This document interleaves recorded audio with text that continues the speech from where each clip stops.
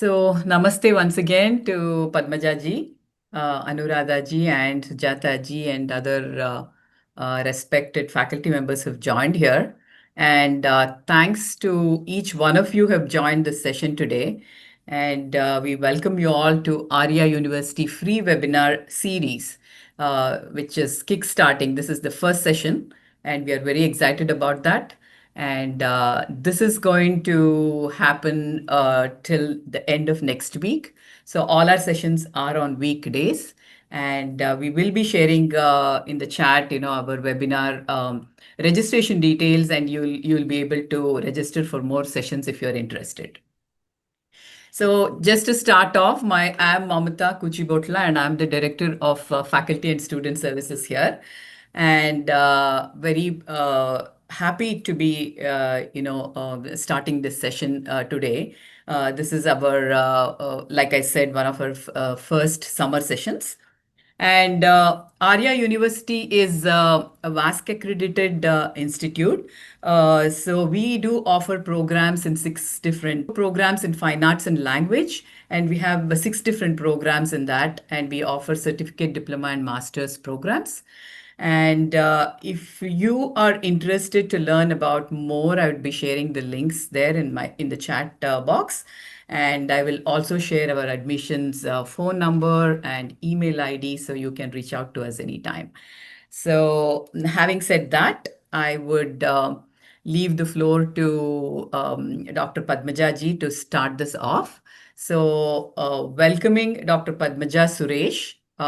And today's topic that she's going to cover is rare characters from lesser known legends for dance productions.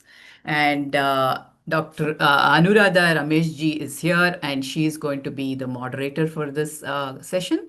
And yes, the floor is yours. Please carry on. Thank you, Mamta ji, and a very, very good evening to everybody here, everybody there, and a very good morning to everybody here.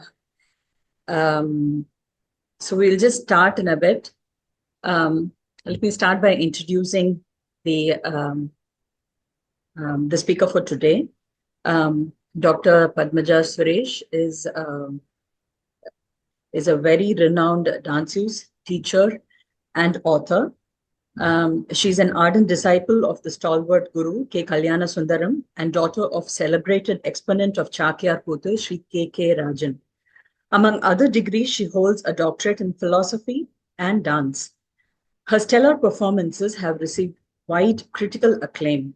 Assistant Professor, Aria University, USA, and connected with other institutions, she reaches out with a rare insight. Dr. Padmaja has published in high-impact journals and represented the ICCR besides concerts in over 34 nations. Hailed as an erudite, her lectures on esoterics and spirituality have been a part of Sangeet Natak Academy seminars, World Sanskrit conferences, Parliament of Religions, and others. Her institution, Atmalaya Academy, supports rural senior artists and was honored at the Rashtrapati Bhavan by the then President Dr. Abdul Kalam for their efforts to spread the art among the lesser privileged. Some of her senior students across the globe run their own institutions. Dr. Padmaja is a senior fellowship from Government of India and prestigious awards like Karnataka Kalashri, Karamveer Chakra, Nartana Nipuna, Singaramani, Bharata Kala Shrestha, Abhinaya Saraswati, and many others. Her latest book is titled The Dance of Tantra and a Sadguru. We are very excited to go into this webinar today. Thank you, Mamta ji, for hosting this. So without much ado, let me share the screen and we can start off. Satgurubhyo Namaha. Am I audible? There's no more issue, I suppose. Anuradha?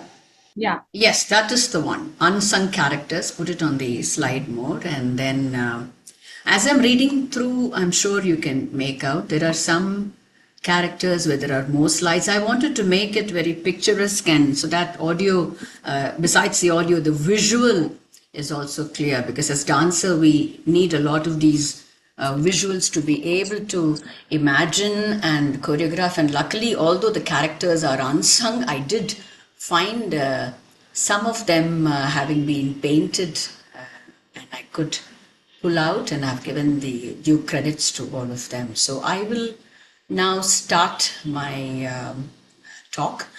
I particularly chose this topic because as dancers we have since time immemorial been taught to take forward our tradition with our innovation, and all of us have seen that the topics that are well known are retold by us and given a new appeal. And that is why even when we do Draupadi repeatedly, people do want to see it. And it rings a bell because even the Rasika is aware of the story. So it is an advantage definitely for us if you are capable of doing it each time with added your involvement and also perhaps even your new perspective to it. There is an appeal. At the same time, I have been repeatedly feeling that there was a seminar in Chennai a few years ago at the CPRI, and where I could present something on characters from Mahabharata who have not been explored before. So besides that, definitely we do fall back on our epics because our traditional arts always have to bring forward the Bharatiya Sanskriti or the ethos that Natya was created for the sake of dharma initially, as we all know, and then of course moksha. So invariably we do depend on the epics, and the epics, although the popular characters are brought in front of our eyes and imagination the moment we talk of them, there are so many hidden truths within that. So I wanted to use part of that paper already presented and add on certain characters whom I have seen being portrayed very well in other art forms, whereas in Bharatanatyam, although it is possible, we have perhaps not looked into. A couple of them from the historical side I had personally been able to take up, and I thought I will share those stories as well. So it's more of a storytelling that I'm into. So without much more ado, I shall just go on, and Anuradha, do follow the script and then move on the slides. Okay, so thank you very much, Aria University, for this very good opportunity to share my thoughts this morning here from India. Thank you. So aesthetic experience, says John Dewey in his Art as Experience, has been superimposed from systems of thought or darshanas framed without any direct reference to art. Rajashekhara in his Kavya Mimamsa calls the Sahitya Vidya Sarva Parshada, common to all these darshanas, and hence we have drawn our aesthetic theory, rasa theory, from concepts of Sankhya, Nyaya, Mimamsa, Vedanta, Tantra, Prakyabhijna, and all the Bhakti schools, whether you call it Shaivam or Vaishnav. The Taittiriya Sutta Samhita extols the spiritual value of dance and music, both of which are performed incessantly by Lord Shiva. Dance productions rely heavily on the poet, the script, the aesthetic value. Choreography, thereupon, will depend on artistic capabilities of imagination and skills to bring before the spectators the popular legends and poems with an added novelty, or to bring to life a rarely exploited idea by inventing a production and discovering new possibilities of relish. Of course, we will discuss later on how, with our challenges or logistics, how do we go forward when we have such ideas. That will come in the last part of today's session. I hope so. The need to regulate kama with dharma and moksha sees the integration of beauty with goodness and truth all through the various themes in our dance productions repeatedly. Bharat is indeed the home of storytelling. It was from here that the Persians learned the art and passed it on to the Arab continent, Constantinople, Venice, and so on. The book, The Ocean of Story, that was translated in English, belongs to Somadeva. It is called Katha Sarit Sagara, a magnum opus. So do look for it if you're all interested. It is the earliest collection of stories extant in the world. Somadeva was a Kashmiri poet of the 11th century, and this contains 22,000 shlokas, nearly twice as long as the Iliad and Odyssey put together. Of course, we have instances of lakh verses in our texts. So 22,000 is not great for us, but looking at the Western side, it's a very, very big volume. We can find well-known tales from the epics in this Katha Saratsagara, as well as Rigveda and the Vetala Panchavimshati, and also some original ones by Somadeva himself. Embedded or nested stories can be traced back to our epics, the Panchatantra, Jataka, Kathavannana, and Kathasarat Sagara. The authors of our Mahakavyas and Natakas gave a portrait of the sublime hero. The next slide, Anu, please. The Dhirodata, or a Mahapurusha.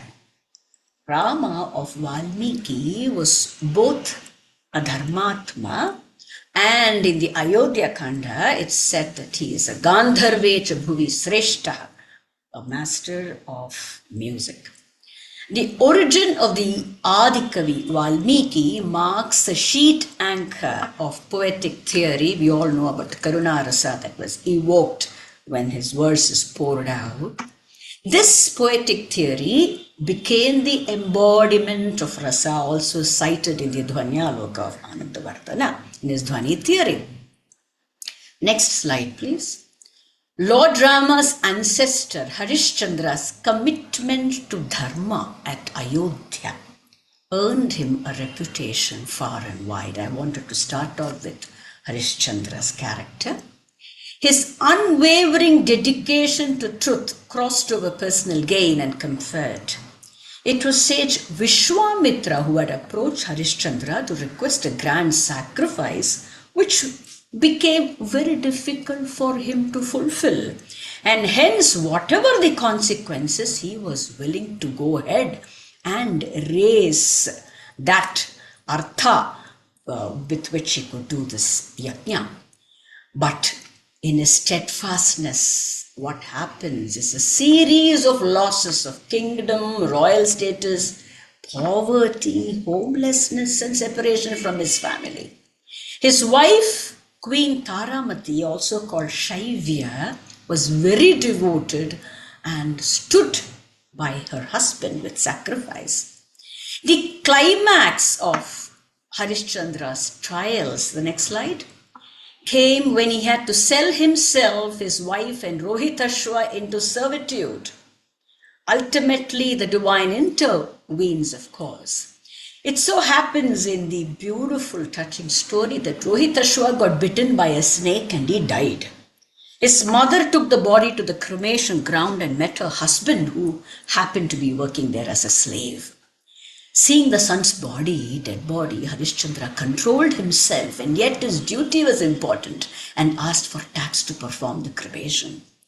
Shaivya had only her upper garment, and she was about to offer this when you find that the devas appear, and even the Chandala, the next slide, the Chandala showed his real form as Yama and revived Rohitashva. Harishchandra leaves an indelible mark on the virtues of truth. And we have a Kannada masterpiece called Harishchandra Charita of the 13th century, written by Raghavanka of Hampi. Very powerful kavya in the native Shatpadi meter of Kannada, popularized by the art of singing called Gamaka, which is also unique to Karnataka. Next slide. Then coming to the Telugu land, where I could collect some poetry. Of course, those who are interested can always email me so I can send you those original verses in the near future. There are poems on Urmila, Nidra and Lakshmana. After the trios return from the forest, Rama regains the throne, of course, while Lakshmana serves him in the court. It is Sita who reminds that Lakshmana should be advised to go to visit her sister Urmila, who has still been sleeping. Urmila, I'm sure many of you have repeatedly wondered about what happened to her, and there have been programs that I have seen very, very remotely though. So I still feel that she can be explored. Lakshmana goes to her bedroom and tries to wake her up. So it is so beautifully given in the poetry that Urmila does not recognize her husband. She questions him, in fact, for intruding into her bedroom and warns him about the sin of coveting another man's wife. Who are you? And why do you commit this sin? It actually moves you when you see those verses, when you hear those verses and see what kind of a change has come to her. Lurking through narrow paths and lanes, if my father Janaka comes to know about you, he will punish and will not leave you. My husband will not let you escape with life. Lakshmana identifies himself to make her realize that he is her husband. In this poem, he then combs and braids Urmila's hair and she asks him about what happened in those 14 years. She wonders how Ravana could have kidnapped Sita when such a courageous man like you were around. And Lakshmana tells her, unfortunately, about what happened with Sita's harsh words, because of which she left her alone. The rest of the beautiful poem details about how they are in each other's arms. 4 of the ideal women are from Ramayana. We know Sita, Ahalya, Tara, Mandodari. Urmila should have been perhaps added. And Haldar Nag's anthology starts with a long poem, the great Sati Urmila. It narrates Ramayana from her perspective, and the poet references the regional Ramayana and sings that unheralded, unsung she is in all 7 books of Ramayana. And for the poet in me, Sati she is, even greater than Sita in purity. In Odisha, incidentally, the Vilanka Ramayana is popular and was written by Sarala Das in the 15th century. There are certain variations in this where Kaikeyi had a vision that Rama would die if he ascended the throne, and the only way to save him was banishment. Similarly, Urmila is acknowledged for her sacrifice, her knowledge and her purity. The only hint that the epic gives about Urmila is that she is the biological daughter of Janaka. We know how Sita was born, but Urmila is the biological daughter, and she's a learned woman. She was a great painter in some legends and very beautiful. Tulsidas has mentioned her as an epitome of beauty. And it seems when she came to Ayodhya, the first remark that Shanta, there is a sister of Lord Rama whom I am coming to you later, Shanta said that Urmila was the most beautiful woman she has ever set her eyes upon. While all their wives were with them for all the brothers, Lakshmana was the only one who was not around. Some versions say that she did not sleep at all. Some say that she slept for 14 years. She wasn't permitted to grieve as per Lakshmana's wish. And in the Uttarakhanda, we know that Angad and Chandraketu, her sons, had their kingdoms gifted by Rama. And Maithili Sharan Gupta, the national poet, in Hindi, was extremely disappointed with Valmiki, and he wrote his own epic by the name Saket, based it on Ramayana, whose heroine was Urmila. And Tagore is supposed to have lamented this treatment also. Of course, Valmiki in Ramayana did mention that Urmila's sacrifice is unparalleled. Next slide. We now come to Rama's elder sister Shanta. In the Balakanda and Vishnu Purana, she is spoken about. She was the first child born to King Dasharatha and Kaushalya. Romapada, the king of Angadesha, came to Ayodhya on a friendly visit and asked Dasharatha to give his daughter because he doesn't have a child. And even though Shanta was only a daughter, Dasharatha gave her away also because Varshini, his wife, was Kaushalya's sister. Romapada thus became her foster father. And as time passed, Shanta, extremely beautiful again, was educated in the Vedas, arts, and warfare. We know of Rishyashringa Rishi, who had, it seems, been instrumental in causing rain showers during a famine in Anga kingdom, and Romapada gave Shanta in marriage to him. So thus the sage became a son-in-law of both Anga and Ayodhya. We know of the next slide, Putra Kameshti Yajna, that was performed by Rishyashringa with Shanta, and Dasharatha was thus blessed with 4 sons. She is supposed to have even nursed King Dasharatha on his deathbed. The next slide. We now come to, of course, the most unparalleled verses from Kalidasa's Raghuvamsha.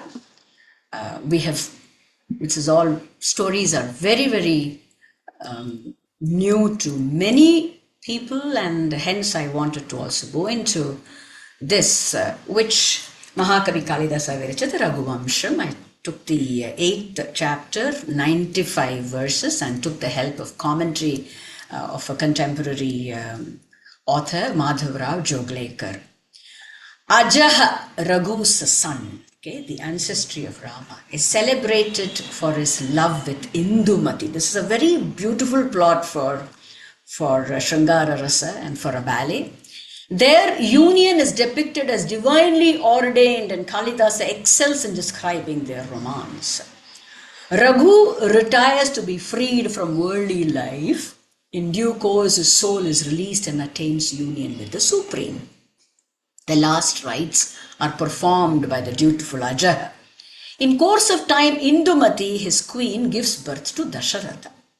One day, while Ajaha and Indumati are amusing themselves in the palace garden, a garland of celestial flowers suddenly falls upon Indumati and her life comes to an end.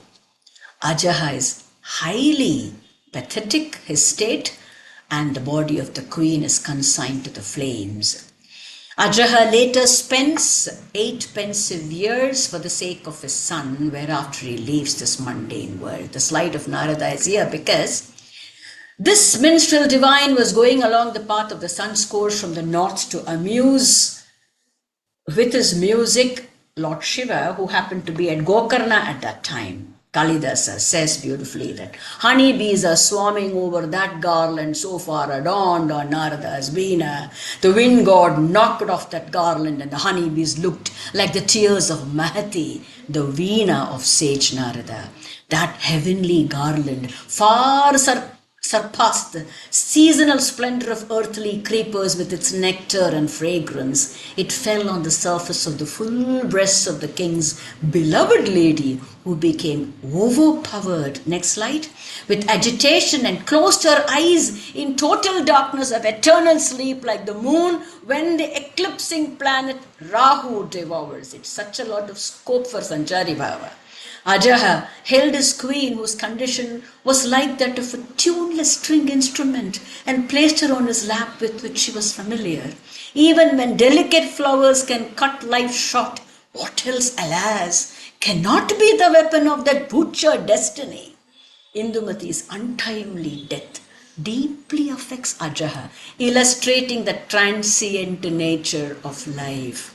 Vashishta then sends a message, the family priest, through his disciple, trying to revive Ajaha and tell him that it was Indra who had played a trick by sending this beautiful celestial damsel Harini to disturb the penance of sage Trinabindu. Harini became cursed thereafter that she will become a mortal woman. Then she pleads, she says, please pardon me because I am subject to the orders of Indradeva. The sage then told her that, of course, there is the curse always, you'll find that there is some way to make it less severe. Even in Natya Shastra, we come across the curse on the sons of Bharata in the last chapter, how they were given an opportunity to retribute. So Vashishta tells him, enough is your brooding, because it was that celestial damsel Harini who was reborn as your wife. And because the curse said that once celestial flowers are seen by this damsel, her life will come to an end, and then she will be able to get back to Swargaloka. So Vashishta now says, did you not connect the two? That it is the same rebirth, and life is nothing but the cycle of birth and rebirth. Even if you are going to follow her by killing yourself, you cannot do anything, because she has her path. You will have your path, which is determined by karma here. Next slide. Yes. We now come to Mandhatra, who was a king of the same Surya Vamsha, Ikshvaku dynasty. The Mahabharata says he was a son of the Surya Vamsha king, Yuvanashva of Ayodhya. Very interesting, because you find a pregnant king here, Yuvanashva. Once Yuvanashva was on a hunting expedition, and with thirst he drank water which was fully filled in a pot in a hermitage. Bhrigu Maharshi comes and tells him that the water is meant for his wife so that they could give birth to many sons. It is an enchanted water. Yuvanashva now will have to give birth to a son who will emerge from his abdomen. The next slide. The Devas, led by Indra, brought out, so it is much more ultra modern, this story, brought out a child from Yuvanashva's abdomen. The surgery was made by the Devas, and it seems divine milk, that's why it's called Mandhatra, came out of Indra's fingers and nourished the baby. This baby was a prodigy, and his growth was rapid. His knowledge also incessantly he was acquiring, and he was a great king. Military sciences also he was absolutely skilled. It seems he had conquered Padala and half of Swargaloka and became lord of the three worlds, and he was very charitable. We have heard about Mahabali being charitable as well in those stories, but here Mandhatra seems to have given colossal gold statues to the Brahmanas and cows as charity during the many Ashwamedha and Rajasuya yagnas that he had performed. He married the Chandravanshi princess Bindumati. So that was Indumati, here it is Bindumati, the daughter of Shashabindu, who was the king of the Yadavas, and stories about their sons is also there in the epics. The next slide. Now from Ramayana, we move on to the other great epic, Mahabharata. The development of different dramatic literature, Sanskrit and other literature and poetry, have had parallel narrative structure and themes repeatedly from the Mahabharata. Some have been immortalized like the main epic through the medium of folklore, poetry, drama and dance, while there are many that have hardly been noticed or remotely thought of with aesthetic purpose. Dance drama art forms like Kathakali, Yakshagana, Harikatha, Kudiyatam preserve the Sanskrit lineage within a limited repertoire. Nala, Damayanti, Kirat Arjuna, Karnashapadam, Kalyana Saugandhikam, Shishupalavadha, Kichakavadha, and a few others have become adapted prominently. Folk tales like the cat and mouse, the wicked fowler, and the compassionate pigeons offer advice on conduct and practical life. Good governance, features of capable statesmen and leaders, soldiers, merchants, women folk, families, every walk of life is covered. There are few episodes, next slide, like that of Ekalavya, Dronacharya, the Khandava Vana, forest fire, or even Karna, that may raise questions on social inequality. While such incidents are interpreted on common social levels, the justification for them are a series of interconnected events in the epic, which may have the larger purpose of dharma. Adi Parvan is a prelude to the snake sacrifice. There are 100 Upaparvas situated in the first of the 18 Mahaparvas. We all know, next slide, the story of Savitri with Yama, who brought her deceased husband back to life. Of recent times, I can I can ask you all to refer to Aurobindo's Savitri, which has some extremely touching poetry. If you want to explore with, Aurobindo's standard of English language is really of a different level. The story is a good part of theatre, widely as much as Shakuntala, which is popularized by Kalidasa, with of course some changes from the original. But hardly known, next slide, are Tapati or Pramadwara, or the sacrifice of Ruru, as told in the 4th Upaparva.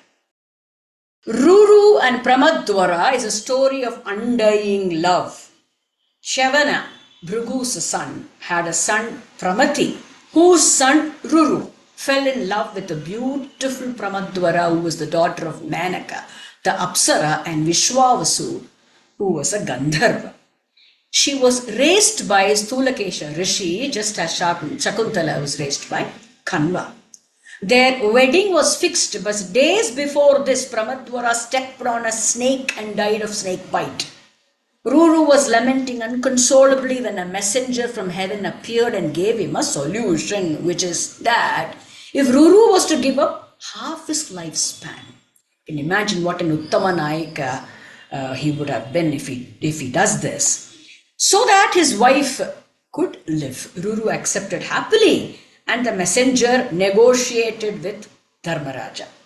They were married and led a life of joy. But the story moves from love to hatred and finally to compassion. Ruru was angry thereafter with all the Nagas and killed whenever he saw one. Dundubha, who was a snake, that is a sage Sahasrapada, who had been transformed after a curse, was waiting to be delivered, and he is attacked by Ruru. He resumes his human form and advises Ruru that a Brahmin should be kind and never take a life. And thus, the next slide please, Ruru could let go of his years of his own life and perform a lot of sacrifices in atonement of having killed the Nagas, shows his compassion as well. The next slide. We now come to Tapati. She's the daughter of Surya and Chaya. Tapati means the burning one. It had been said that no one could match her in beauty and self-discipline, being the daughter of Surya. In Adi Parva, Chaitra Ratha Parva, when the Pandavas were traveling to Draupadi's Swayamvara, they encountered a Gandharva named Chitraratha. When they were attacked by him, Arjuna fought, following which the Gandharva became their friend. He addressed Arjuna as Tapatya, a descendant of Tapati, as Tapati was one of their ancestors. She was the younger sister of Savitri and most revered and devoted to penances. Once the king Samvarana, who was duly worshipping Surya on a hunting expedition, wandered about to look for a steed and then saw a golden-hued, beautiful maiden. But like lightning, she had disappeared, it seems, causing grief to him. She then returned and revived him as he had become motionless. He asks for her hand and to wed him in the Gandharva style suited for Kshatriyas. Tapati tells him, "Seek my hand from my father Aditya." The king sits to worship Surya when Vashishta again comes on the 12th day. Number 12 is repeatedly given in many of the stories as an auspicious number. Vashishta tells him that I will speak to Surya, and he tells Surya that Samvarana is virtuous, and then Surya gives his consent for the marriage and the couple enjoy for 12 full years. Thereafter, there is severe drought, thirst and hunger. So again the dharma comes that how the kings have to be. So the king has completely given himself to his wife and enjoying, and then this happens. So Vashishta resolves that he is going to ask them to come over to rescue the land. And then Samvarana and Tapati performed sacrifices for 12 years. The importance of yajna is repeatedly given, whereby the Bhudevi gets replenished. Indra and the gods poured rains in abundance. Next slide, please. Yes, we all know who she is. I'm talking about. Stree Parvan deals with the trauma and grief of women after Kurukshetra war.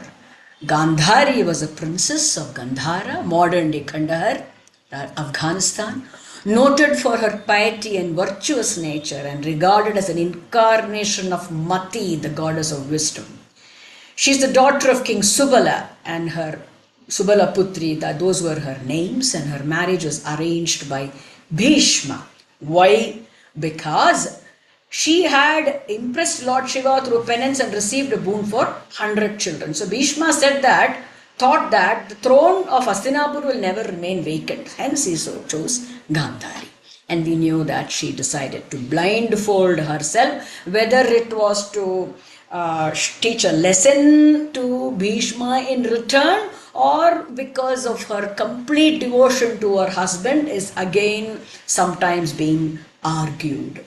Now, folklore and some, next slide please, versions of the Mahabharata depict her marriage as the major reason for the central conflict, because Shakuni was enraged that Hastinapur has humiliated Gandhar in war and his brothers were killed, and now his prized sister has been given to a blind man. Gandhari made a single exception to her blindfolded state when she removed her blindfold and poured all her power into her son's body in one glance, rendering Duryodhana's entire body except his loins as strong as thunderbolt. And that is why we know that Bhima had to completely, he had to remove his thighs, and that's how he was killed. So all of Gandhari's sons were killed, and it said that a small gap in the blindfold, her gaze fell on Yudhishthira's toe, which became charred due to her wrath and power. The next slide. Mahabharata attributes high moral standards to Gandhari. Repeatedly, she exhorted her sons to follow dharma and make peace. She had a sister-like relationship with Kunti herself. She has another story we know, but compared to Gandhari, Kunti has been slightly more explored. So when Duryodhana would ask for her blessing, she would only say, "May victory find the side of righteousness." And this slide is about how after the war, devastated Gandhari says. It's a very beautiful poem in Malayalam of Edithachan, which I have taken here and got the translation of that. O Krishna, the divine son who has an auspicious pretty form resembling an emerald stone, the son of Arjuna, whose fame is beyond words. O husband of a gopi maiden, your nephew, Abhimanyu she's talking about. Why did you not prevent him from being killed? Is getting him killed very interesting to you? Do you not have even a slight sorrow seeing us weep with our mind getting worried? Is your mind made of stone? Though I feel that even a stone would melt seeing all this. The land where Drona was cremated is seen there. Was he not a Brahmin? You have allowed the cruel Drishtadumna to kill that disciplined guru. Except you, O great wise person Keshava, I have not seen anyone who is as cruel as you. In the end, she curses Krishna, and you who have very many friends, along with your entire family, would all die like this without any doubt when 36 years go by. It should come like that only. Now Krishna replies, it should come like that only. Is the firm desire in my mind, O lady. Krishna with his usual smile, all-knowing smile. The great Sutradhar, the great director of this entire play, he says that good has happened to you and to me, and possibly that is the resolve of the great Bhagavan, says Krishna. So this story, this poetry is extremely touching and beautiful. We now come, next slide, quickly to talk about other characters where there is a lot of scope. The twins Nakula and Sahadeva, good looking Nakula, his ability to speak with animals, awareness of medicine, veterinary medicine and horse breeding, while Sahadeva is in Kunti had a soft corner for him. Sahadeva was highly knowledgeable, excelled in astrology, face reading, divine qualities, and both were adept, skilled warriors in martial arts, and they were even proficient, it is mentioned in Ayurveda. Next one. Their mother, who is Madri, less known, arranged to marry Pandu again by Bhishma to strengthen ties between the Kuru and Madra kingdoms. Pandu, however, is cursed to die if he ever touches his wife. Nakula and Sahadeva, her twins, are actually born through the divine intervention of Kunti, who had those powers. But Pandu's desires overcome him and he dies, and Madri is guilty and remorseful, so she commits a self-immolation, one of the earliest examples of sati, and entrusts her sons to Kunti, who raises them with great affection. Kunti was a sister, incidentally, of Krishna's father Vasudeva. Her real name was Prutha, and Vasudeva and Prutha belonged to the Yadava dynasty of King Surasena. The next one. In Mahabharata's tale, we spoke of Abhimanyu. This is another closer to times version that I wanted to enlighten. Is the Marwadi community has a Rani Sati Dadi, who's known as Ma Narayani. It seems her avatar took place 700 years ago in a village called Dokwa. Abhimanyu had achieved martyrdom in the Mahabharata, and his wife Uttara wanted to also become Sati.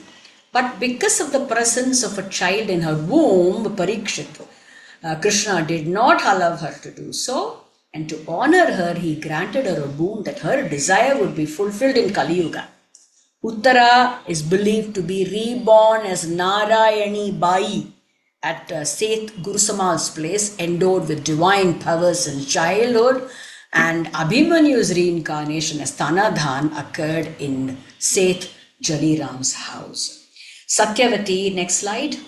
Subhadra, the trio Amba sisters, Sulabha, Panchachuda, Suvarchala are all other interesting characters in the Mahabharata. I now take a few verses from Bhagavatam and Narayaniam, where we find Kubja, this hunchbacked lady's devotion to Lord Krishna, and she was working in Kamsa's palace. She's also called Trivakra, crooked at 3 spots. Ashtavakra story is also very nice, with 8 crookedness in his body, very knowledgeable. But because of paucity of time, I have taken just a few or quite a few here. There are so many more stories. So Krishna was captivated by her devotion. He straightened her back, and also he had later on sported with her as per her desire. But she wanted only the physical sporting, which was unfortunately her desire only, and not to get complete moksha through Krishna. But Krishna nevertheless fulfilled that. Uddhava, next slide, was Krishna's cousin and a childhood friend sent to Vrindavan, a scholar with understanding of scriptures, and he discusses with Krishna about prema bhakti and nature of reality. And we all know about the Uddhava Gita, where there are verses which can be taken up. The other characters, next slide, are Ambarish, Parikshit, Prachetas, Akrura, all novel themes. The next slide you'll find is completely different. But before I come to that, just a break is that Bharata Savitri comes as in the Swargarohanika Parva, And just as Gayatri is the essence of Vedas, please remember Savitri is that of Mahabharata. But there are some very touching verses where Vyasa says that 1,000 mothers and fathers and 100 sons and wives arise on the planet for the one in the world and leave it. Others will come and go too. With uplifted arms I cry, but nobody listens to me. It is from righteousness that arise wealth and pleasure. Why must not dharma be thus sought? Sensory pleasure is transitory. Jiva is the eternal soul that should venerate dharma. Mata pitru sahasrani putra darashatani cha samsareshvanu bhutani yanti yasyanti chapare. These are the verses which can be taken up. So this slide is the historical one from our epics. I won't call them myth at all. The actual happening of a very, very ancient time. The comparatively historical ones were the legendary courtesans. In Kuchipudi dance forms, I have seen some of them taking up the story of Taramati and Premamati, the two sisters who were celebrated for their music and dance, who had captivated Abdullah Qutub Shah, of the 7th Sultan of Golconda dynasty, and their performances, also the Hyderabadi past comes here, the history, and it seems Qutub Shah would listen to Taramati singing from Golconda Fort when she performed at the Sarai, and later on the sisters had been buried in the royal cemetery. So there is scope for a lot of dancing here, especially in Nritta. Then next slide. Recently I saw one of the students also presenting Velu Nachyar, and I was trying to inform that though Velu Nachyar is not that well known, but still there are others in her story like Kuyili and Udayal who have done a great deal, who are completely unsung. Kuyili served as a commander in Velu Nachyar's army. Shivaganga history, this is coming, Tamil Nadu. She has played a significant role. In fact, we had a chance to present Kuyili also in one of our performances. Kuyili, with a small group of women, infiltrated the fort disguised as a civilian. And they destroyed the British arsenal kept in the fort. And how she destroyed was she had wrapped herself in a cloth, drenching her body in ghee, and set herself ablaze, and that's how all the arsenal were destroyed. That means she is the first example, rather one of the earliest example of a suicide bomber in world history. Udayal, who delayed British military movement by refusing to divulge the details of Velu Nachyar, she had been cut mercilessly. Udayal had secured the life of Velu Nachyar and her daughter Vellachi, and then thus become instrumental for the freedom of Shivaganga. The next slide, please. Tuluk Bibi Nachyar. At the Ranganatha Swami temple in Srirangam, in Sthala Puranas also it's worth exploring. There are a lot of stories. Tuluk Bibi Nachyar stands unnoticed in the corridor bordering Sanctum Sanctorum. Rotis are cooked in Srirangam and offered at times to Ranganatha. Not many people are aware that the Lord even wears colored lungis. So when Malik Kafur invaded during 1310-1311 Srirangam, the riches were looted. In a typical fashion, the statues had been melted and added to the treasury of the Sultan. His daughter, the princess, was drawn to the beauty of Perumal and begged her father, the Sultan, not to melt him and instead give as a toy for her. Another Meera in the making, she became inseparable from him and fell in love. She wouldn't part with it. It seems that the Sultan surrendered the statue to Guru Ramanujar. The princess followed it back to Srirangam and got absorbed as Ranganatha's consort. The next one. Another historical tale, of course, very, very ancient, Ajatashatru, I think 400 and odd BC. Of course, Ashoka, we have all seen, and Bindusara's story. Here, Ajatashatru was the son of Bimbisara. He was madly in love. There was a movie on them as well, but a lot of scope for Sringara Rasa in these love stories. Bimbisara's son Ajatashatru was madly in love for Amrapali, who was a courtesan, And he had been conquering the world, but when he had invaded Vaishali, that the kingdom where Amrapali had been imprisoned, he actually wanted to secure her.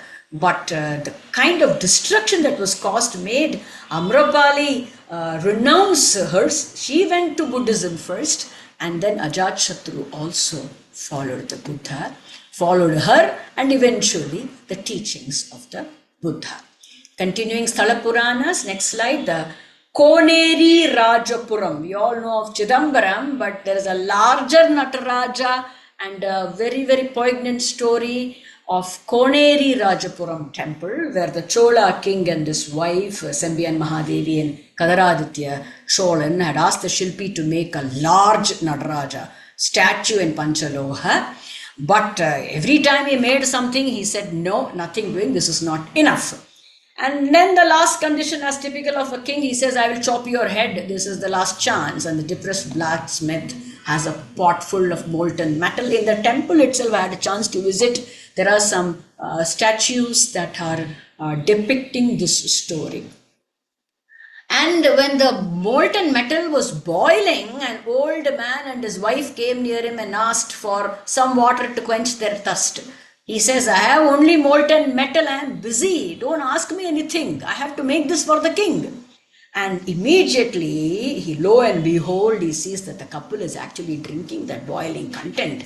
The true story, mind you. Just like Nandana's true story of how the Nandi moved. When you believe, you see. It's not that I will believe only if I see. It is when you believe in the Almighty, you see these things, the so-called miracles happening on a regular basis because of your bhakti.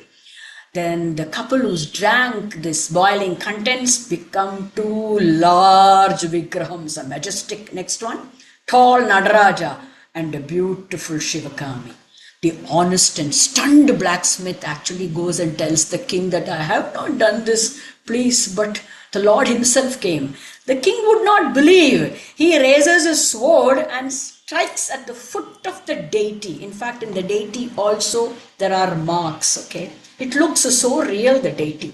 The blood oozes out and the king developed leprosy later. The Lord tells him, I am Vaidyanatha Linga in this place. You can perform Abhisheka to get cured.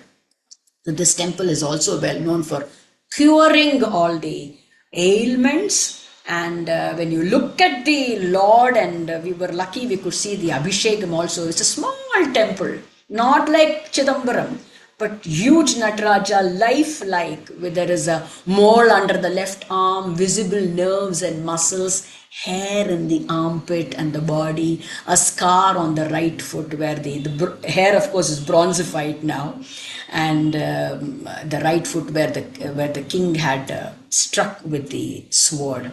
The last part now of a section, yes please, the fable for children again from our Ravino Jataka tales, Aesop's fables, we have seen Panchatantra. A lot have come from these tales which is there in our epic as well. So a huge banyan tree stood in the middle of a forest, and underneath its trunk in a hole lived the wise mouse Palita. And it is told in the Shanti Parva by Bhishma to Yudhishthira when he is to be also brought back to his senses. A cat, Lomasha, lived on the tree branches. It was hunting and very happy. Suddenly a hunter comes and the cat is caught in one of the traps. The mouse is now very happy, beginning to roam around the trap. And then the cat says, please free me, please free me. The mouse says, okay, I will do it. Don't worry, I will do it for you. Then the mouse sees that there is a mongoose and an owl near. So he smells danger and very intelligent. He says, I will help you, but let me be under your body. Let me hide so that the mongoose and owl will not see me. The mongoose and the owl were wonderstruck. My God, I have never seen such a vision that a rat is under a cat. Okay, let us go. There is no use. We cannot hunt this rat anymore. Now Palita says, I have to return your favor. So he starts gnawing at the net strings. But he's deliberately very slow. The cat says, impatient, come on, cut fast, I want to come out. He says, wait, wait, let the hunter come back, then I will complete it. Let me leave just one string, because the rat wants to create an insurance policy for himself that once the cat is out, he may pounce on him and he will get killed instead. So this goes on very interestingly, and then the cat is out. The moment the hunter comes, he gnaws and the last string is out. The cat jumps, the rat jumps. They are both away, but every time the cat extends a hand of friendship, the rat immediately says, "No need. Let us keep that gap between us, because a friendship based on fear should be sustained with great caution, like the hand of the snake charmer from the fangs of the snake." There's another tale in the Mahabharata of a pigeon couple who sacrificed their life for a hunter because he's an atithi in their tree, and they ascend to heaven. So the last slide, please. A lot of references, please, that you can show that I have taken from. There are 2 more slides of references. Yes. And is that all?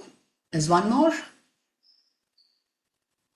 Dhanyosmi. Today in US it is still 2nd of June, and it happens to be the 40th anniversary of my Arangetram day, which happened in Mumbai at the temple.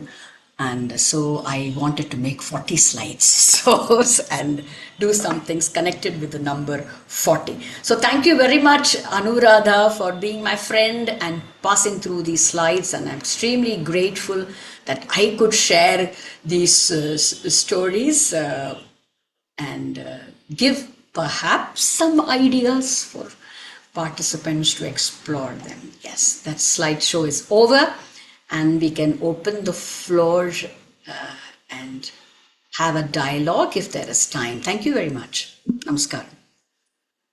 Thank you, Akka, and many congratulations. 40 years. Wow.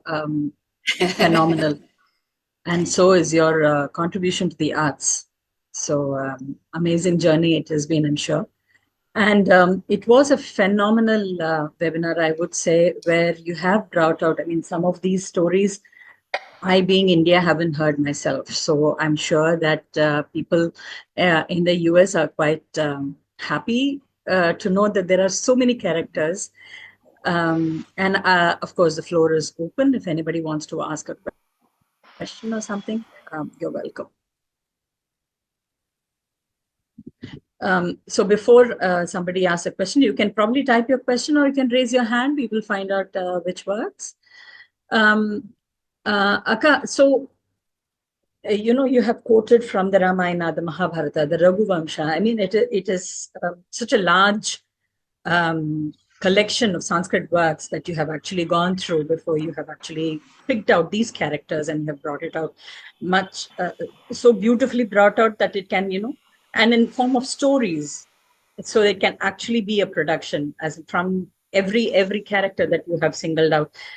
You take it and then it becomes an entire production for probably the same amount of time as the webinar, 1.5 hours. I mean, people will be able to fill it in. So my question is, how have you managed to kind of know about these characters, go looking for that? How did you actually go about this journey to find it out? So my references are there. So once you have taken a topic, then you have to go to the right place to search them, right? So we have a hoary tradition of great scholars whose maybe a small speck from them gives you a new state of life. So Dr. Raghavan's books are there on the references, quite a few of them. And of course, the internet archive sources also have been useful. And some of the Mahabharata and Ramayana versions that I have with me have also helped with the Valmiki and the Bharata Savitri also, that I had to go through very few, of course, the original sources also have been slowly took the time to translate. And it is something that really I feel very strongly about, because we all are performing artists, okay, and of course teachers, and we have to look with a vision so that even the audience, see, today we are trying desperately to make it also contemporarily reliable or relevant. So when an audience hears of a theme like this, I'm sure selling tickets is not going to be a big challenge. So we can bring out those productions, and it's something that I've always really cherished. That in spite of, though I enjoy doing the old scenes of Mahabharatam repeatedly, or Ramayana, or the stories of Rama and Sita, this also I have explored some of a few characters already in my programs as a soloist and also in the group. So I thought I should coax the youngsters to take this upon themselves, and it's not difficult if you get a good team to work for you.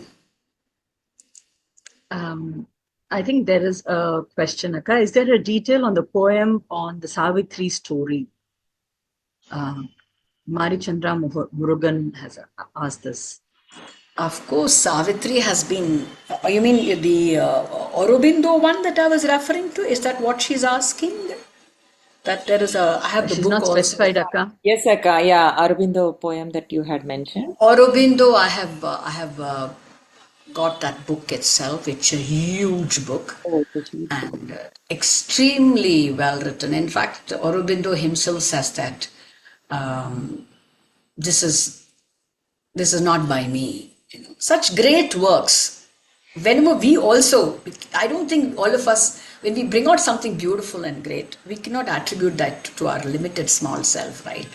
So very touching. Aurobindo's preface itself is how Savitri has come out from him. He connects every incident not only to the physical reality of real time and space, but also he is connecting it with the metaphysical, with the esoteric principle of dharma, of karma, of looking within for a higher truth. So that if you can email me, I will be able to send you that. I am at padmaja.suresh at aria.edu. So definitely I'm more than happy to share from where you can get these sources. Okay. Okay. I'll get in touch with you. Thank you.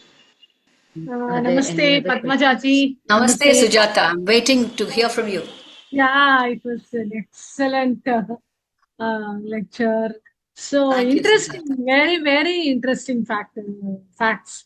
Actually, the Urmila's story was very much interesting. As you said, many of scholars say that she was sleeping, and some say that she was fully awake, and still, of course, we don't have a maybe proper idea So of what the longer, the more common versions we see in literature is where she's sleeping. sleeping. Yeah. So that's So that's this interesting. poetry in Telugu, I had a chance to use Yeah. some verses of it years ago. It's very good. I was looking for it on the internet sources also, so that I could share it. But I found some, and I'll look through my earlier texts and see if I can get that to share for choreography. Anyway, thank you and congratulations for your 40 years of tenure Thank in you. this field. I'm sure tomorrow you're speaking on Uparupakas, and there were quite a few of Dr. Savitri and Janaki, Dr. Janaki and Dr. Raghavan's Yes, works yes. on Kalidasa and a lot of Uparu. I'm looking forward to that for tomorrow. Yes, and there must be connections, I'm sure, with what I've spoken today. It should be a Yeah. longer thread, perhaps. Yes. Okay, thank you. Anuradha, are there any more on the chat box? No, Akka, there aren't any. I think your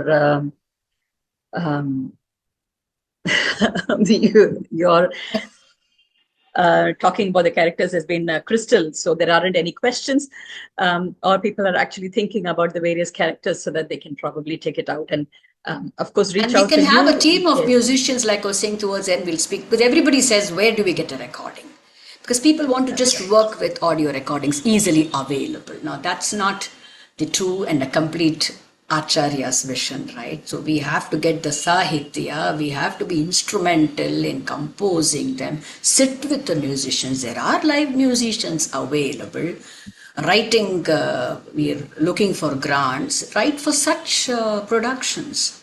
I'm sure there will be an appeal for it. And then you start working with a team, and then we also learn so much in the process of bringing it out. And for example, in our own university, we have examinations for our choreography. We need not have a ready-made recording. We can have ways in which we record it with our own resources here, or the modern laptops or the modern phones have got those facilities, and use a backtrack which is available on a free download, and then use them, and we can do it. It's not that it's impossible and that everything should be immediately ready. Script is there with us.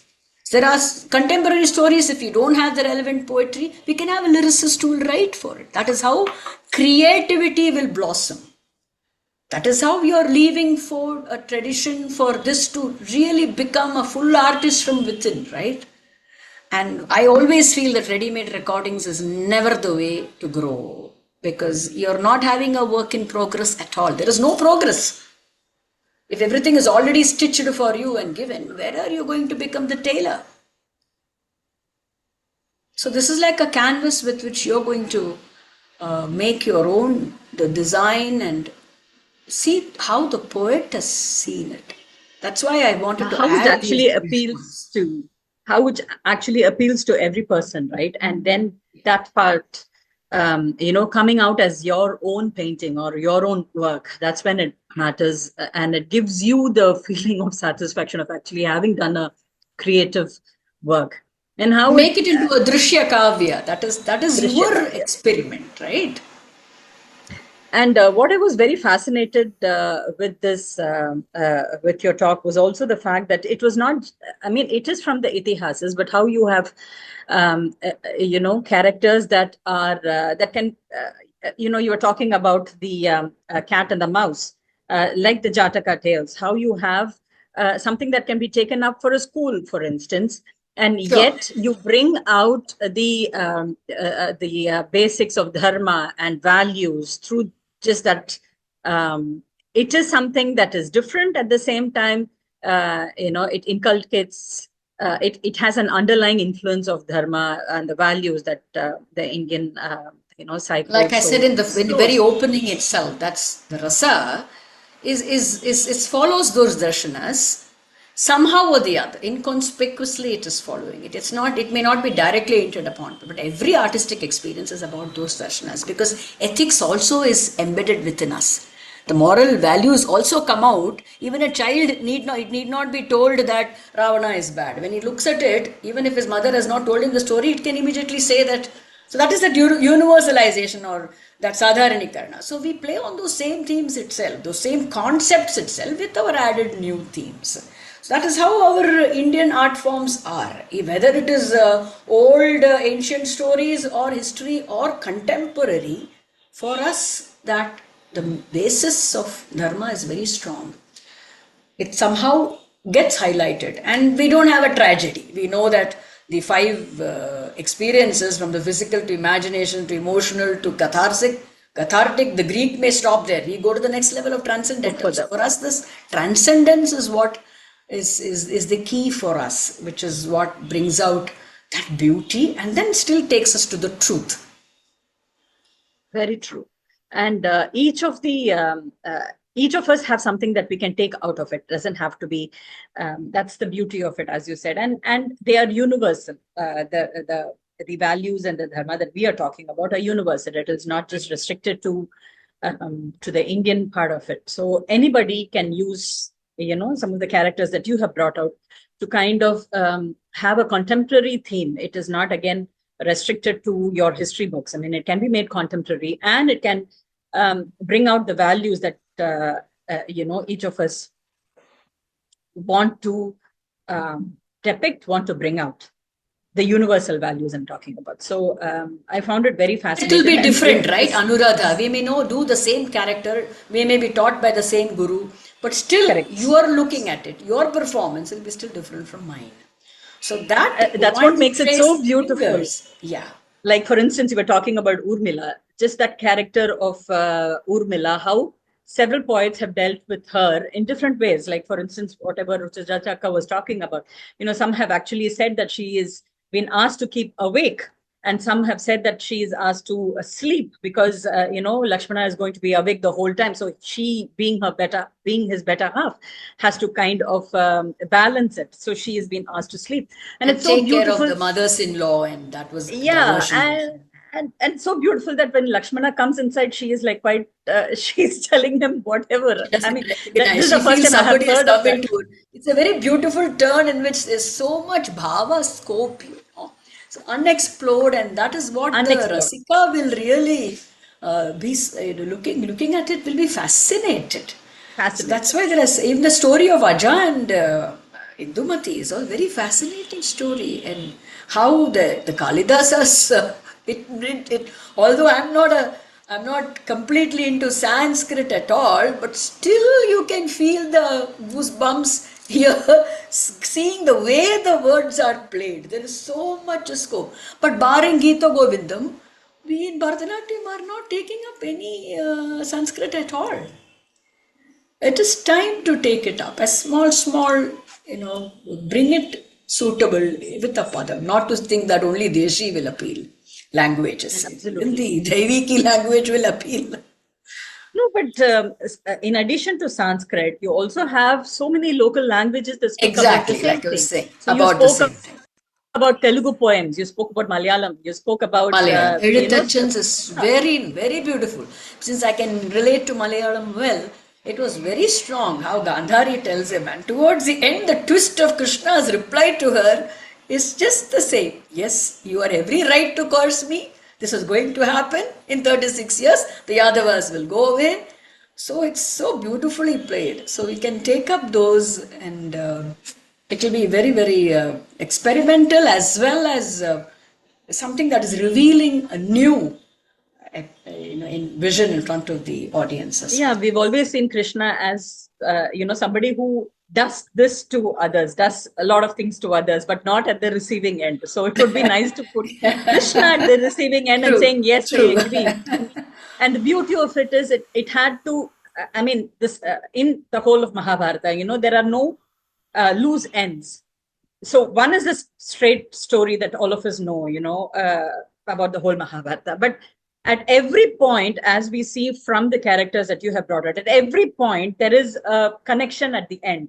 Everybody had a connection. Everybody, of course, had a role to play, but they all connected, and it is all beautifully tied together. So it could be Krishna, it could be the greatest of the ones, but even he had somebody, telling him how his end was going to be.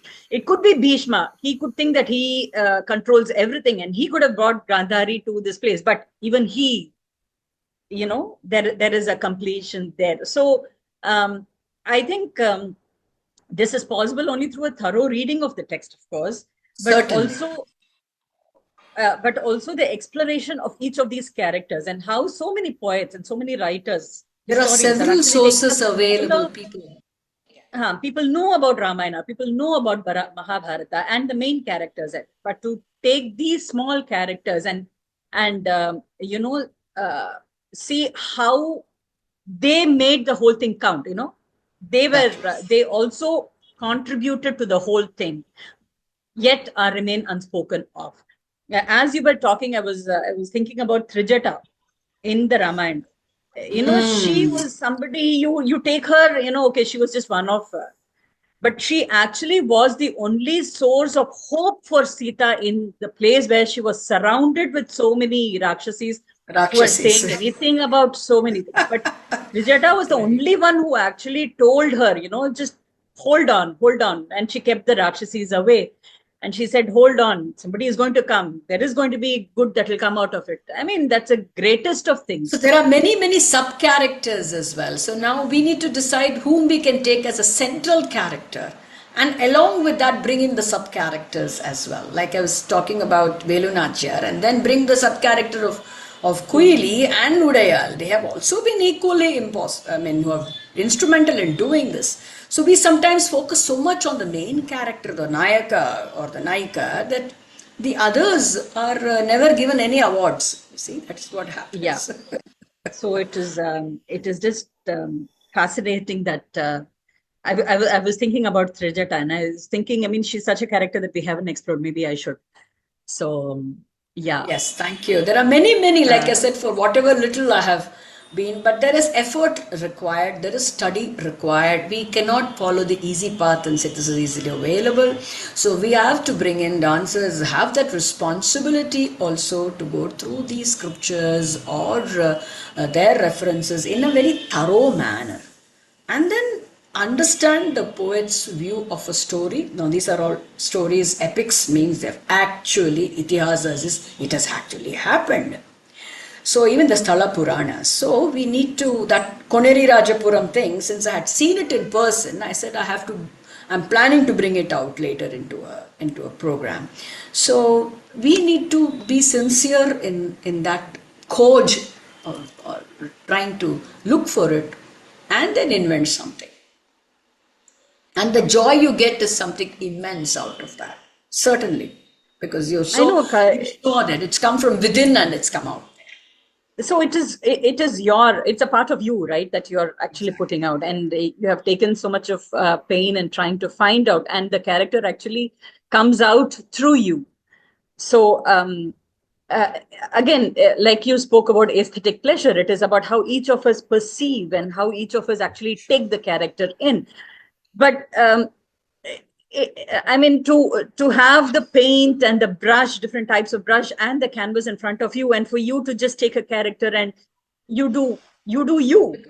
Because you become Prajapati, it is said, no, you are yourself a creator. There's always, the artist has got that in her hand, the power.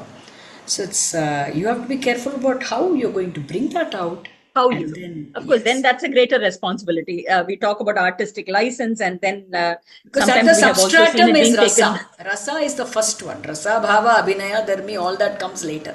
But with that rasa, understanding what is the main rasa, whether it's Urmila or any of the Veera characters we're showing, taking that and then creating that impetus with the plot and bringing out those various scenes is where that magic happens. So at the same time, there has to be a slight, caution also, we should say, right? Again, it is your, I was talking about artistic license. I know it is artistic license to do what you think, with the character, but to maintain within the essence of the character becomes so much more important. Just because you have a character and you think that this could be there. Today, we find a lot of contemporary artists doing what they will because they think that they can go ahead and get influenced with a lot of things that are going around and paint a picture. The essence of the character, we cannot move away from the essence of the character. If it is we were talking about Trijata, then it is Trijata's essence has to be understood before you bring her out as a character, before you discuss her as a character, before you portray her as a character through your perspective, right? The same way when you're talking about Urmila, the essence of a character, tomorrow you cannot, there are certain caution. You have to be clear in your mind as to what your character or your perception of Urmila is, and be cautious about how you present her because it has been accepted by the world, right? And how you do it becomes very important. That is where the form and the content, the balance between the form that you're using and the content that you're portraying has to come. And yes, the forms can be different. And the content, if it's available, you have to respect from where it came from, right? With due regard to that. Yeah. No, And no, then even you use I that. was Yeah. talking about the character itself, Yeah. the essence of the character itself, in itself. Yeah. A lot of us have our own interpretation, but sometimes it doesn't have to be in line Like with I have what. seen versions of people performing Draupadi in a different way, or even Sita, or so. Sometimes there is a conflict, and I'm sure the Yes, best person to answer is your own self. When correct. you As long as you are true to your own self and yeah. not being, So whether you're trying to dictated impress or by. express, whether you're trying to impress or Perfect. express, this is the basic difference, right? Perfect. Thank you, Thank Akka. you I so think it much. is Thank you, time. So Mamta ji, I'll for let Mamta ji take it in. Yeah. yes. Thank you so much, Dr. Padmaja Suresh, and also Anuradha ji for conducting this session. And it was definitely, I think, a unique session, at least for me, and I'm sure participants will agree to that. And I feel that you have ignited that interest to explore more about these rare characters. And I'm hoping, some future productions will be based on this. It'll be really exciting to see Thank you. that. And thank you all once again. And any of you participants, if you have any questions, you can reach out to us at admissions@aria.edu, and we will be more than happy to answer any of your questions. Please do register for more sessions. We have many more sessions that we are offering this summer. So I have posted that in the chat box, and we would like to see many of you in the other sessions too. Thank you. Thank you very much. Namaste. Namaste.